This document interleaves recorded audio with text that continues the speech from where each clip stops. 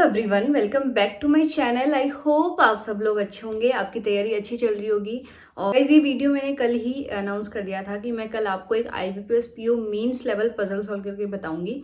पता है कई बार क्या होता है ना, जैसे जब भी हम एस्पिरेंट होते हैं तो हमें ना एक ही डाउट रहता है कि जो सिलेक्टेड कैंडिडेट होते हैं ना, पता नहीं उनका तो ऐसे होता होगा कि हर मॉक में, हर क्विज में, सब में उनके तो पूरे मार्क्स आते होंगे, या फिर उनका तो कभी कोई वीक एरिया होता ही नहीं होगा, उनको तो सब कुछ आता होगा। तो गाइज फर्स्ट ऑफ ऑल ना मैं आपको ये डाउट क्लियर कर दूं कि ऐसा नहीं होता है। हम में से जितने भी सिलेक्टेड कैंडिडेट है, मैं बाकी का नहीं बोलूंगी, खुद का मैं बोल दूं तो मैं इतना कोई एक्स्ट्रा ऑर्डिनरी कुछ नहीं किया है मैंने कि मेरे ऐसे थे और जो आप बिल्कुल भी नहीं कर सकते। बस मेरी एक चीज़ जो थी वो ये थी कि मैं खुद का जो होता है ना, ट्रस्ट करती थी कि मैं जो पढ़ रही हूँ वो सही है, और मैं तसल्ली से पेपर करती थी। मुझे कोई भी जल्दी नहीं होती थी पेपर करने की, तो मेरी इस वजह से ज़्यादा क्वेश्चन अटैम्प हो पाते थे, ज़्यादा क्वेश्चन एक्यूरेसी के साथ अटैम्प हो पाते थे। बस यही एक छोटा सा राज था और कुछ भी नहीं था। बाकी ऐसा नहीं है, अभी भी मैं यदि आपके साथ मॉक दूंगी तो मैं नहीं बोलती कि मेरे बहुत अच्छे मार्क्स आएंगे, मे भी कम भी आ जाए, मे भी अच्छे भी आ जाए, क्योंकि मेरी प्रैक्टिस में नहीं है। लेकिन एक चीज़ मुझे पता है कि मैं कर लूँगी, एंड दैट्स इट। वो एक एक लाइन बहुत होती है, और मेहनत करूंगी तो डेफिनेटली मैं कर लूंगी। तो फिर मैं इधर उधर नहीं सोचूंगी, ठीक है। तो बिना टाइम वेस्ट किए सीधा मैं एक पजल करके बता देती हूँ मेंस लेवल की। मैंने 5-6 अलग अलग सेक्शनल देखे, and finally I found this one कि हाँ, ये मेंस लेवल पजल है। जो मैं आज आपको पजल करा रही हूँ, ये एक IBPS PO मेंस लेवल या SBI PO mains level puzzle है। मतलब मैंने पेपर दिया है तो I can definitely see this. IBPS PO mains मैंने एक बार दिया है, SBI PO मेंस मैंने 2 बार दिया है, तो मैं कनेक्ट कर पाती हूँ। मैं पेपर से मेरे को लगा कि हाँ, ये पेपर के लायक पजल है, ठीक है। तो बिना टाइम वेस्ट के सीधा अपनी पजल स्टार्ट करते हैं, ओके। ये आप कोई पजल देखते हो ना, तो उसको देख के सबसे पहले डरना नहीं है, क्योंकि हो सकता है आपको फिगर वगैरह अलग अलग नए नए दिख रहे होंगे इसके अंदर, और आप में से बहुत सारे एस्पिरेंट डर रहे होंगे कि ये क्या आ गया, मेरे से तो बिल्कुल भी नहीं होगा, स्किप करो। तो ऐसा नहीं करना है। मीन्स में आपके पास सफिशिएंट टाइम होगा to read each and every question. You can easily वो होता है ना, गो थ्रू हो सकते हो आप पूरे पेपर से, देन अपना पेपर देना स्टार्ट कर सकते हो। तो अब गाइस देखो, सबसे पहले मैं क्या करूँगी, हर एक डेटा, मीन्स में आपको डेटा को बहुत क्लियरली पढ़ना है, हर एक डेटा। मेंस की पजल का ना सबसे बड़ा ये भी होता है कि आप ना हर एक लाइन की छोटी से छोटी जो डिटेलिंग होती है ना, आप सबको अच्छे से पढ़ो। ऐसा नहीं है आपने जल्दी जल्दी, जैसे हम प्री में पढ़ते हैं, क्योंकि प्री में आपको पता है सेट क्वेश्चन होते हैं और सेट टाइप के ही आते हैं, तो हमारी वो स्पीड बन जाती है। लेकिन मेंस में आपको तसल्ली से पढ़ना है, तसल्ली से करना है। हर एक डेटा जो मेंशन किया है ना, उसके पीछे कुछ ना कुछ रीज़न है, तो उस रीज़न को ध्यान में रखना है, ठीक है। अब मैं पेपर करती हूँ। वैसे पहली लाइन बोल रही है 14% are standing in 4 different queues at 4 counters which is J, K, L and M, है ना। 4 काउंटर है, तो देखो J, K, L and M, ये अपन को 4 काउंटर दिए हुए हैं। अब इसमें देखो फिगर में क्या दिया हुआ है, पहले फिगर देख लेते हैं। फिगर में दिया हुआ है, इधर दिया हुआ है पोजीशन, ऐसे लाइन बनी हुई है, तो लाइन में भी कुछ लगा, तो मतलब ये फर्स्ट लाइन है, ये सेकंड लाइन है, ऐसे थर्ड लाइन, ऐसे ये काउंटर है। जैसे अपन बैंक में जाते हैं और भी कुछ सॉल्व करते हो ना, तो यदि ऐसा कुछ है ना जो अपने डेली लाइफ में लिंक हो सकता है, तो मैं ट्राई करती हूँ उसको लिंक करके ही क्वेश्चन को करने की।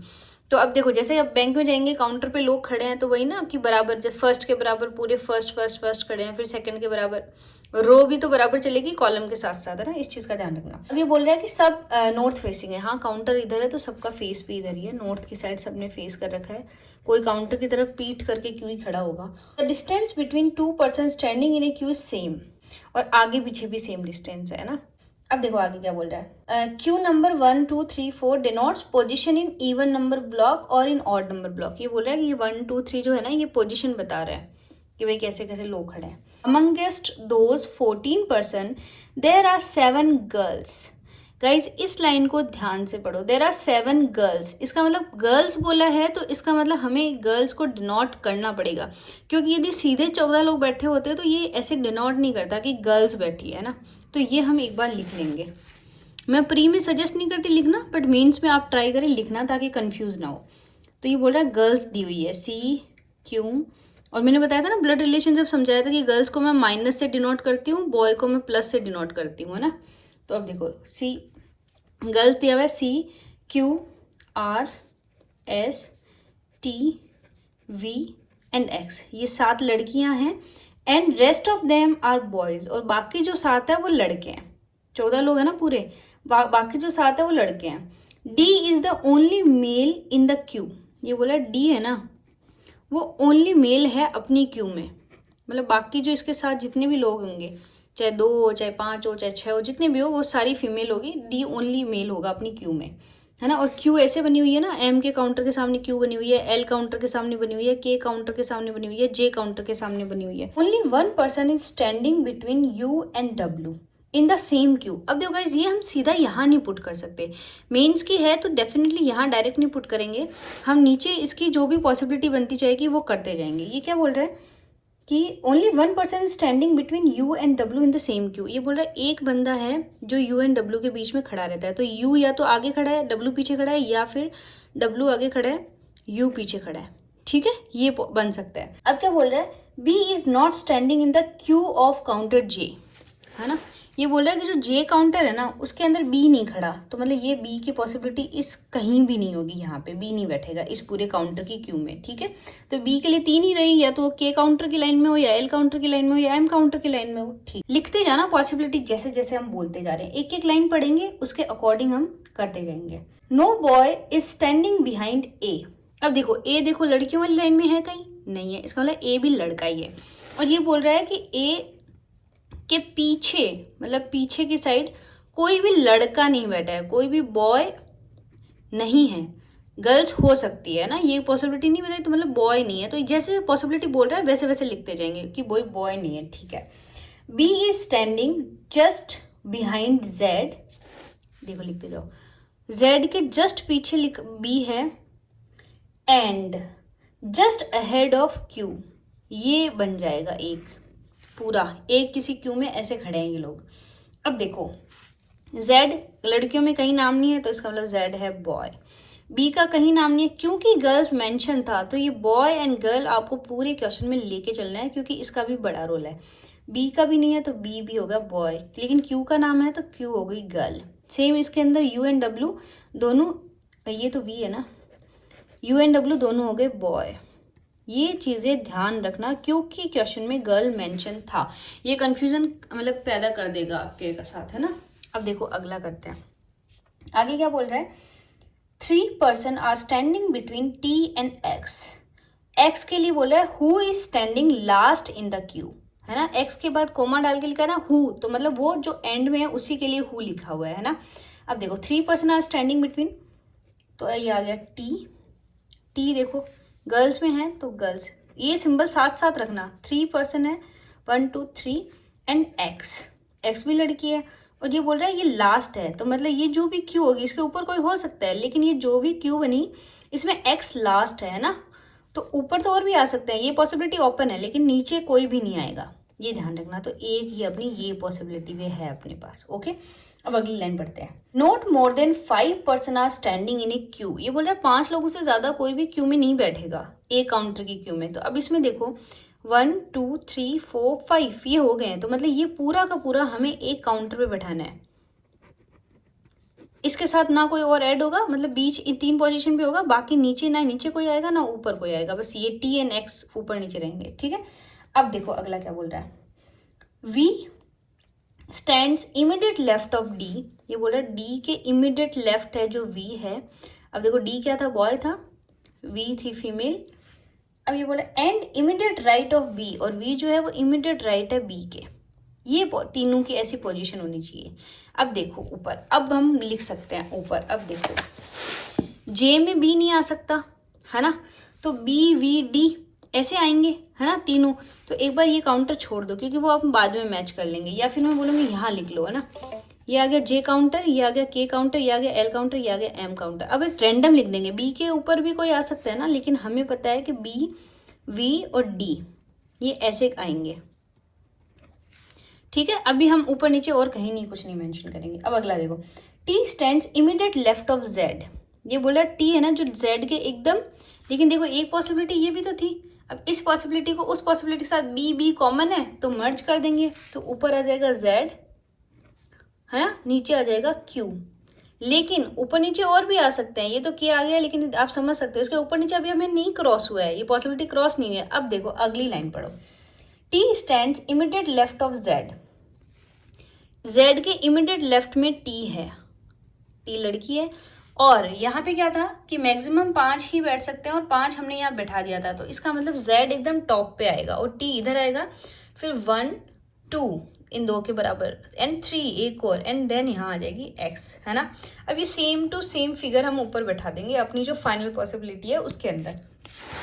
अब देखो, सॉरी मैंने यहाँ काउंटर काट दिए, तो यहाँ काउंटर थे 1 2 3 4 एंड 5। आगे वालों में पता नहीं कितने कितने लोग हैं लाइन में, जरूरी नहीं 5 ही बैठे हो, ये बोल रहा है मैक्सिमम 5 बैठ सकते हैं। तो अब हम इसको बैठा देंगे ऐसे कैसे, तो पहले में आ गया टी, फिर क्या है जेड, तो यहाँ आ गया जेड, यहाँ क्या है खाली है ना, वी के ऊपर कुछ नहीं है तो ये खाली छोड़ देंगे, नीचे आ जाएगा वी, और वी है लड़की, ठीक है।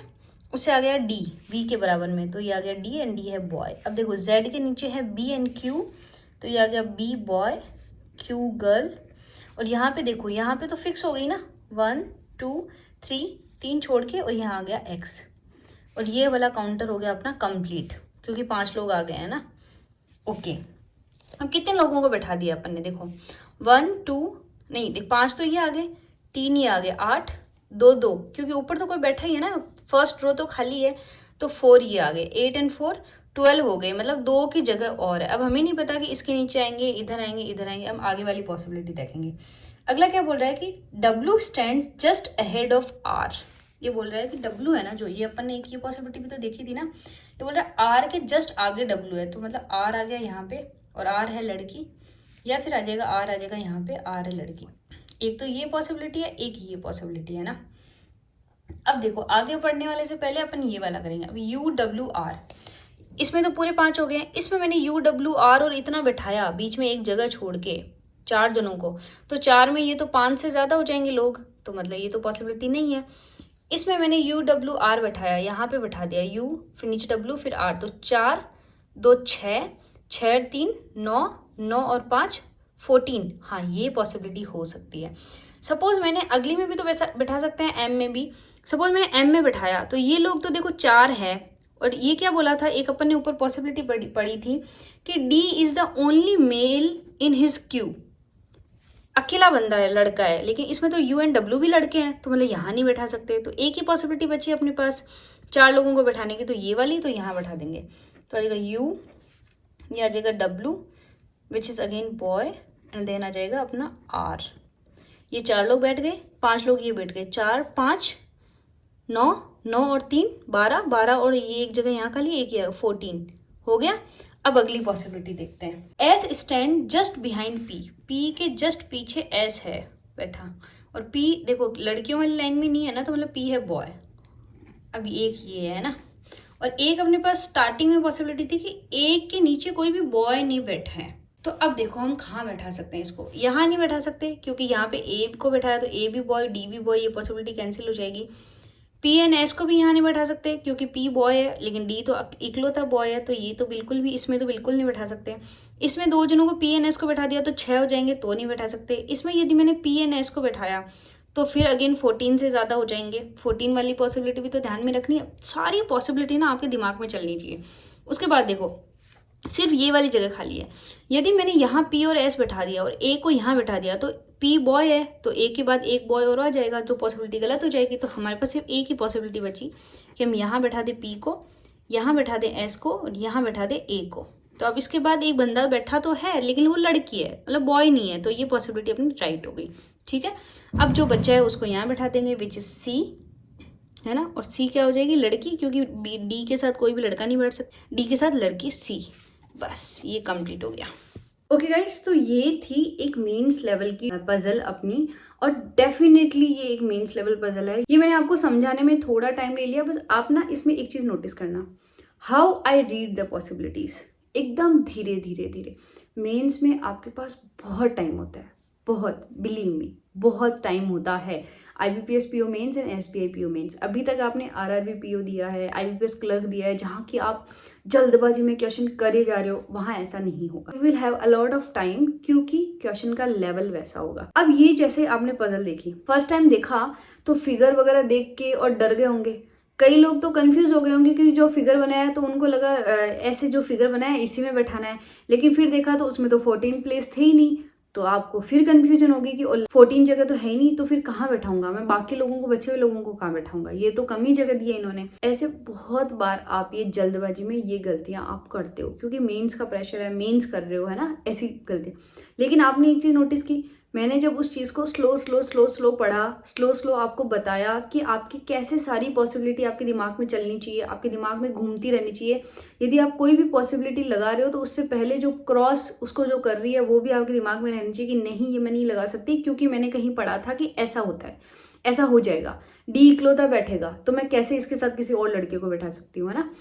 और जैसे उसने मेंशन किया कि 7 गर्ल्स है, तो डेफिनेटली आपके दिमाग में आना चाहिए कि यहाँ पे कहीं ना कहीं बॉय एंड गर्ल को इसने अलग अलग किया है, और उसके आधार मतलब उसके अकॉर्डिंग इसने क्वेश्चन की पॉसिबिलिटी दी है, तो वो बन गया।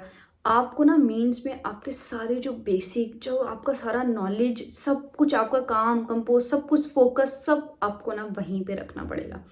This is all about mains, ये ही मेंस है। यदि आपने ये करना सीख लिया, पैनिक होना छोड़ दिया, आपका मेंस क्लियर हो जाएगा। और जैसे ही आप क्वेश्चन पढ़ते रहे और आपने नेगेटिव थिंकिंग ले आए ना कि ये तो मेरे से नहीं होगा, ये तो मैं नहीं कर पाऊंगा, देन तो आपका कुछ नहीं हो पाएगा डेफिनेटली, क्योंकि बनता हुआ क्वेश्चन भी आप नहीं कर पाओगे, क्योंकि माइंड में कहीं ना कहीं आ गया कि मैं नहीं कर पाऊंगा, विच इज़ रॉन्ग। ठीक है, okay guys, I hope this video will help you to clarify your doubts, and बस मिलते हैं आपको आगे आने वाले वीडियो में। I hope you like this video. Selected candidates जो होते हैं ना, मेरे को देख लो, आपके जैसे ही हैं, सेम आपके जैसे ही हैं, कुछ भी अलग से तारा स्टार नहीं लगा हुआ, बस थोड़ी सी मेहनत और खुद पे भरोसा कि हाँ मैं कर लूँगी, दैट्स इट। उस कर लूँगी के लिए उतनी ही मेहनत, और कुछ अलग से मैंने कोई तारे नहीं तोड़े हैं। ठीक है, आई होप आपको ये लॉजिक समझ में आ जाए, और मिलते हैं आपको नेक्स्ट वीडियो में, और तब तक के लिए bye, all the best for your exam. Channel पे नए हो तो सब्सक्राइब करना मत भूलना, आगे भी मैं ऐसे ही वीडियो लाती रहूँगी। Okay, bye.